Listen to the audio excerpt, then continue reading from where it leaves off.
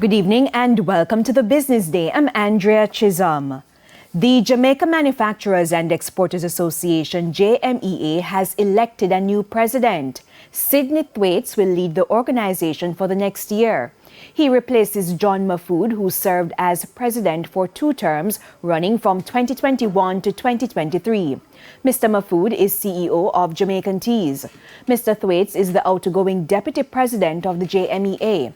He spent 28 years working in financial services and petrochemicals. Mr. Thwaites was once CEO of a lubricating specialties company in the United States.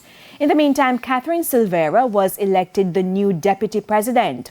Robert Scott has been returned as treasurer, and 9 directors were chosen as part of the leadership team. The newly elected JMEA team is to serve for a 1-year term. Gas prices will again go up this week. Effective tomorrow, a liter of 87 gasoline will sell for $2.57 more. This increase takes the category to its highest ex-refinery rate since October 2022. 90 gasoline will sell for its highest since September, adding $2.68 to last week's rate. Diesel will sell for $4.50 more. Ultra-low sulfur diesel will go up by $4.30 and $3.06 will be added to the liter of kerosene. Propane will sell for 8 cents more, while butane will go up by 25 cents. Each gas station will make adjustments to the rates. Banks and cambios are selling the US dollar for an average $155.94. $115.39 is the going rate for the Canadian dollar.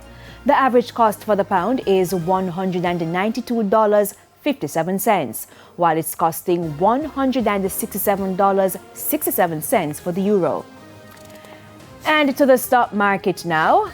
The JSE index lost 1,603 points today, while the junior market index gained 13 points. Among the 37 winners, Jamaica Public Service 7% shares, Derrimont Trading, Consolidated Bakeries, Carbon Producers, and CAC 2000.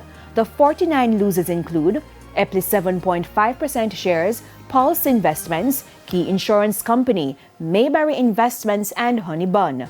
15 stocks ended the session at the same price they opened trading today.